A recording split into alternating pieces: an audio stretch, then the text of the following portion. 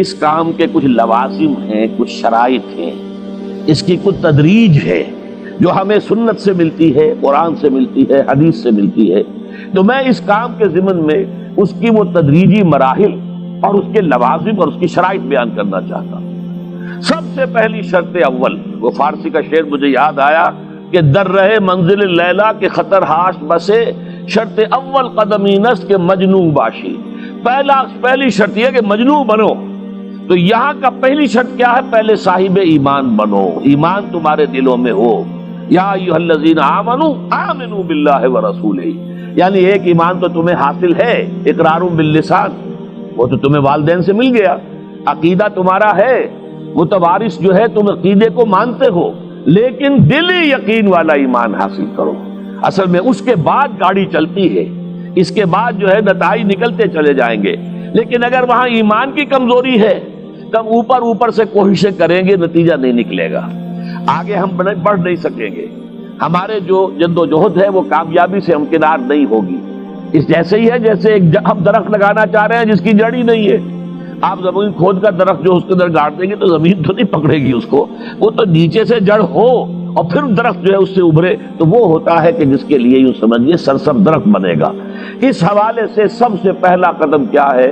ہم اپنے گریبانوں میں جھانکیں، اپنے دلوں کو ٹٹولیں، وہ یقین والا ایمان ہے یا نہیں؟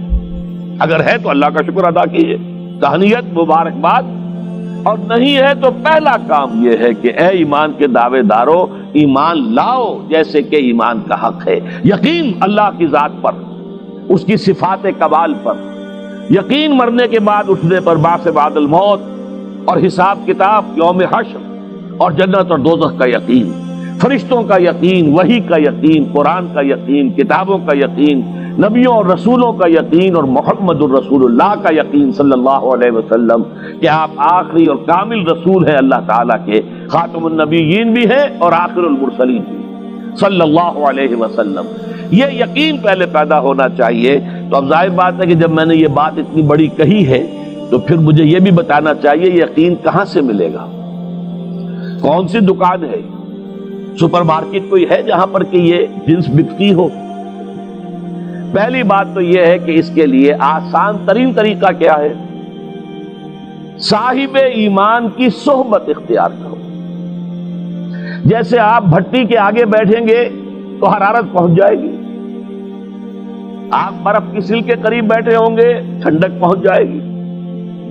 اگر صاحب ایمان ہے، کسی کے دل میں یقین والی بھٹی دہک رہی ہے، تو اس کے قرب سے آپ کے اندر بھی یقین پیدا ہو جائے گا۔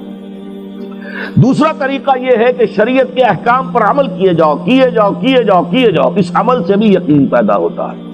یہ دو طرفہ معاملہ ہے، یقین سے عمل پیدا ہوتا ہے اور عمل سے یقین پیدا ہوتا ہے۔ جیسے آپ کہتے ہیں وشیس سرکل، وہ بری شے ہوتی ہے کہ ایک چیز ہے بڑھ گئی تو پھر اس کے اور خرابی بڑھ گئی، اس سے پھر وہ پہلی خرابی اور بڑھ گئی، پھر وہ اس سے اور خرابی بڑھتی چلی گئی۔ جیسے پیچ آپ کہتے ہیں ہر چکر کے ساتھ وہ پیچ آگے بڑھتا جاتا ہے، اسی طریقے سے بھلائی کا بھی ایک سرکل ہے۔ ایک نیکی آپ کریں گے آپ میں ایمان پیدا ہوگا، اب آپ زیادہ نیکی کریں گے تو اب اور زیادہ ایمان پیدا ہوگا، تو یہ دو طرفہ سرکل ہے۔ اور تیسری بات جو ہے، خاص طور پر فہیم، ذہین، انٹلیکچوئل لوگ، سمجھدار لوگ، اور آج کی دنیا آپ کو معلوم ہے کہ ہمارے نوجوان طبقے میں بہت بڑی تعداد بہت سمجھدار لوگوں کی ہے، اس لیے کہ ان کی معلومات کا دائرہ بڑا وسیع ہو گیا ہے۔ جدید دنیا میں جو علوم ہے ان کا ایکسپلوژن ہے، دھماکہ ہو گیا، اتنے علوم پھیل گئے اور اس کے اثرات ہیں۔ اخبار بین لوگ بھی جو ہیں وہ بھی ایک طرح سے ہر ایک ان میں سے فلسفی ہوتا ہے، آپ اس سے ذرا بات کر کے دیکھیے، وہ اپنے فلسفے بگاڑے گا، اپنی رائے دے گا، معلوم ہوتا ہے کہ شاید سب سے بڑا سیاسی تجزیہ نگار یہی ہے۔ لہذا وہ لوگ کہتے ہیں کہ ہمیں تو وہ بات بتاؤ جو ہماری عقل کو بھی اپیل کرے۔ یہ جو معاملہ ہے وہ ایمان جو عقل کو بھی اپیل کرے، اس کی سورس صرف ایک ہے اور وہ قرآن حکیم ہے۔ مولانا ظفر علی خان نے ایک شعر کہا تھا بہت سادہ انداز میں، وہ جنس نہیں ایمان جسے لے آئیں دکانیں فلسفہ سے، ڈھونڈے سے ملے گی عاقل کو یہ قرآن کے سپاروں۔ عاقل جو ہے انٹلیکچوئل، ایک ہے عام آدمی جو ہے صاحب یقین کی صحبت سے بھی یقین پیدا ہو جائے گا، عام آدمی عمل کرتا رہے گا اس سے بھی یقین پیدا ہو جائے گا، لیکن عاقل، انٹلیکچوئل، وہ شخص جو کہتا ہے پہلے میری عقل کو اطمینان ہونا چاہیے پھر مانوں گا، اس کے لیے جو سورس ہے، منبع ہے، سرچشمہ ہے ایمان کا، وہ صرف اور صرف قرآن ہے۔ اس میں غور و فکر کرے، انسان اس طرح قرآن کو پڑھے کہ وہ براہ راست اس کا مفہوم اس کے دل کے اوپر اترتا چلا جائے۔ جیسے علامہ اقبال نے کہا ہے کہ تیرے ضمیر پہ جب تک نہ ہو نزول کتاب، گرہ کشا ہے نہ رازی نہ صاحب کشاف۔ قرآن تو تمہارے اپنے قلب پر نازل ہونا چاہیے۔ اور یہ اصل میں ان کے والد نے کہا تھا ان سے، بالکل بچپن میں۔ علامہ اقبال چھوٹے سے بچے تھے، ان کے والد تھے ذرا صوفی منش آدمی تھے، وہ شیخ نور محمد۔ وہ آئے فجر کی نماز مسجد سے پڑھ کر آئے تو دیکھا کہ اقبال جو ہے بچہ وہ قرآن پڑھ رہا بیٹھا ہوا۔ اس نے کہا والد نے کہ بیٹے تم یہ قرآن کیسے پڑھتے ہو؟ اب وہ حیران ہوا بچہ، کیا بچان بس میں پڑھتا ہوں قرآن جیسے پڑھتے ہیں، آپ کا مطلب کیا ہے؟ کہا بیٹے قرآن ایسے پڑھا کرو کہ جیسے یہ تم پر نازل ہو رہا ہے، یوں سمجھو کہ تم پر نازل ہو رہا ہے، تم مخاطب ہو۔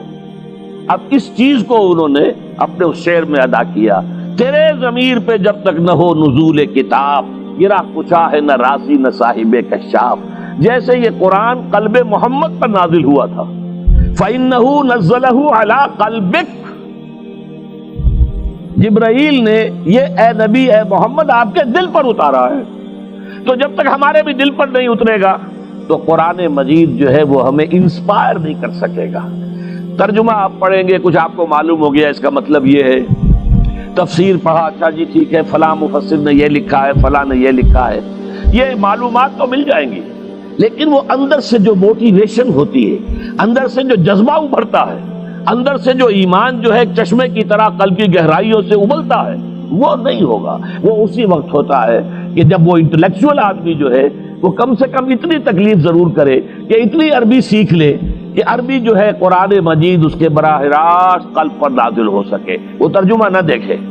اب ایک آیت پڑھی پھر ترجمہ دیکھا، پھر دیکھا اس میں نمبر 11 لکھا ہوا ہے، حاشیہ میں جا کر دیکھا نمبر 11 یہاں ہے، وہ دیکھا، تسلسل تو ٹوٹ گیا، اب وہ بات نہیں رہی۔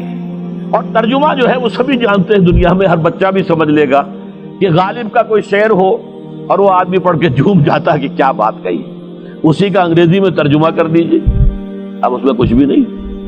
آپ نے مفہوم تو بیان کر دیا انگریزی میں، لیکن جو تاثیر ہے اس غالب کے شعر کی وہ انگریزی میں منتقل نہیں ہو سکتی۔ تو قرآن مجید کا کچھ نہ کچھ مفہوم تو ترجمے سے معلوم ہو جائے گا، قرآن کی تاثیر ترجمے سے نہیں حاصل ہو سکتی، تفسیر سے نہیں حاصل ہو سکتی۔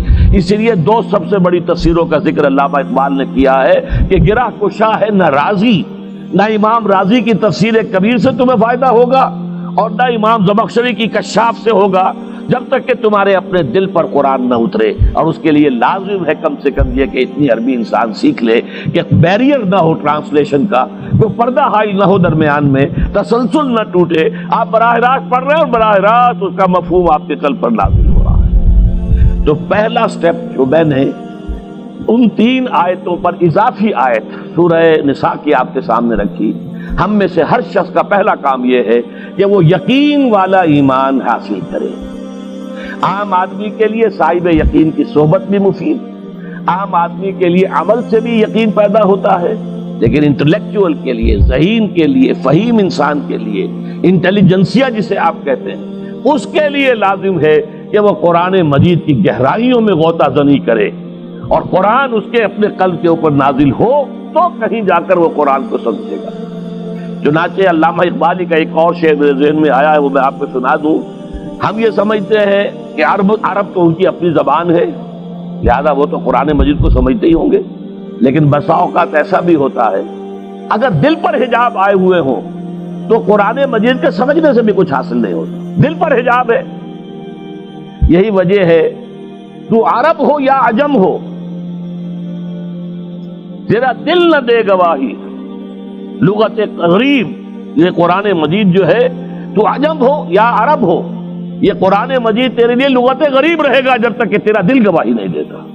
تو ایک تو طلب ہدایت ہو انسان کے اندر، اور دوسرے یہ کہ قرآن مجید کو براہ راست نازل ہونے کا موقع ملے قلب کے اوپر، تو ایمان یقین والا حاصل ہوگا۔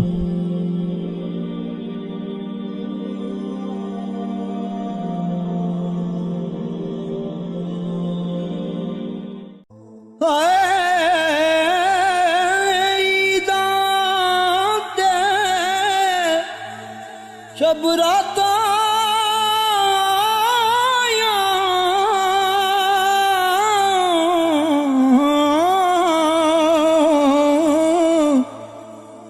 سب لوگ گران آئے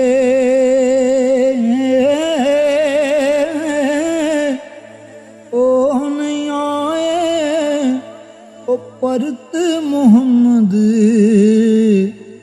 جو آپ ہتھیں دفنا